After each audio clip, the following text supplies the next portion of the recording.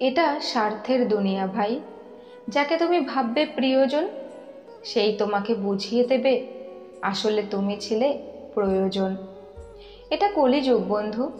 এখানে খারাপ লোকেদের সঙ্গে ভালো হোক বা না হোক, কিন্তু ভালো লোকের সঙ্গে খারাপ নিশ্চয়ই হবে।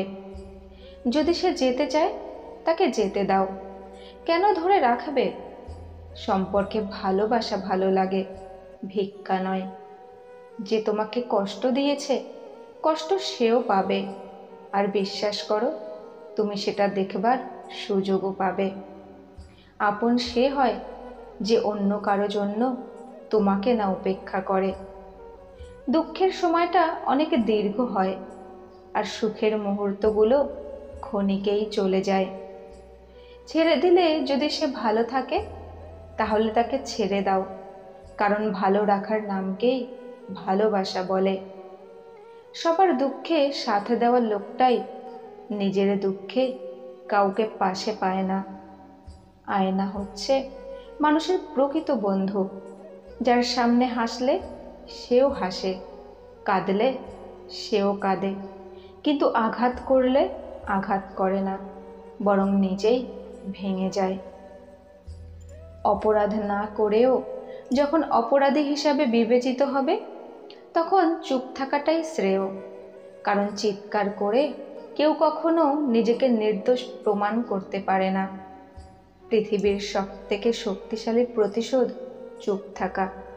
তাই বলে ভেবো না তুমি হেরে গেছো।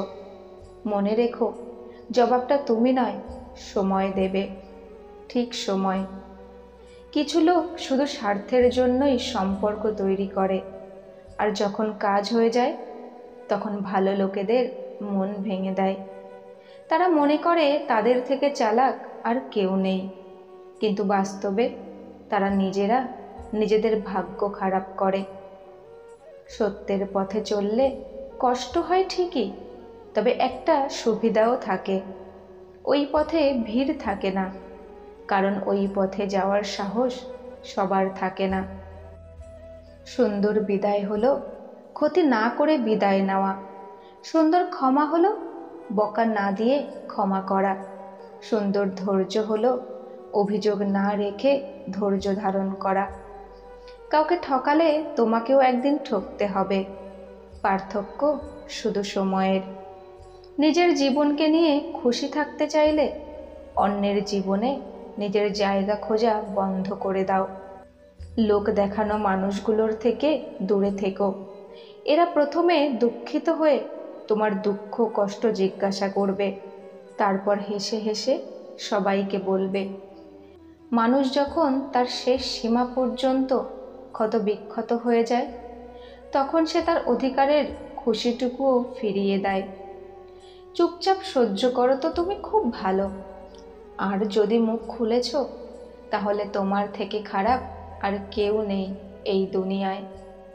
যে মানুষটা তোমার অনুভূতির মূল্য না দিয়ে তোমাকে ছুঁড়ে ফেলে দিয়েছে, সেই মানুষটার জন্য কষ্ট পাওয়াটা অর্থহীন। কিভাবে মানসিকভাবে সুখে থাকবেন? 1. সব কিছু এত সিরিয়াসলি নেবেন না। 2. নিজেকে কারো সাথে তুলনা করবেন না। 3. নিজের যত্ন নিন, অন্যকে সেবা করুন। 4. বন্ধুত্বের মান বাড়ান। কিছু লোক অন্যায় করার পর লজ্জিত হয়ে ক্ষমা চায় না। তারা তো ক্ষমা চায় কারণ তুমি তার সত্যিটা জেনে গেছো। আমি একটা জিনিস লক্ষ্য করেছি, প্রতিটি পরিবারে এমন একজন সদস্য নিশ্চয়ই থাকে যে সকল ব্যক্তির দুঃখ বুঝতে পারে, সবার দুঃখ তার নিজের দুঃখ বলে মনে করে, আর সবার পাশে দাঁড়ায়। আর যখন সে নিজে দুঃখী থাকে, তখন তার সাথ কেউ দেয় না, আর সে তখন একাই থেকে যায়। বিপদ কেটে গেলে মানুষ উৎফুল্ল এবং অহংকারী হয়ে যায়। একসময় মনে করতাম কাউকে ভুলে যাওয়া খুব কঠিন, কিন্তু আজ বাস্তবতার সামনে দাঁড়িয়ে আমি বুঝেছি, ভুলে যাওয়া নয়, একজন মানুষকে চেনা বড় কঠিন। নিজেকে সেই সব জায়গা থেকে দূরে সরিয়ে নাও যেখানে তোমার কোনো গুরুত্ব নেই। যে ব্যক্তি মিথ্যে বলার কৌশল জানে, সে সারা জীবন অন্যদের খুশি রাখতে পারে, কিন্তু নিজের লোকেদের কখনো খুশি রাখতে পারে না। কেউ প্রশংসা করলে নাচতে শুরু করো না, কেননা মনে রেখো, প্রশংসার ব্রিজের নিচে স্বার্থের নদী বয়ে যায়। বেশি বুঝদার আর মূর্খ ব্যক্তির মধ্যে কোনো পার্থক্য হয় না, কারণ এরা দুজনেই অন্যদের কথা বুঝতে চায় না। আমদানি কম থাকলে খরচার উপর কাবু রাখতে হয়, আর যদি জানকারি কম থাকে তাহলে মুখের ওপর কাবু রাখতে হয়। ভালোবাসা কখনো বিল দেয় না, আর পয়সা কখনো ধোঁকা দেয় না। যা আছে, যতটা আছে, তাতেই খুশি থাকতে শেখো, কেননা প্রয়োজনের থেকে বেশি আলো চোখ অন্ধ করে দিতে পারে। কেউ কারো হয় না।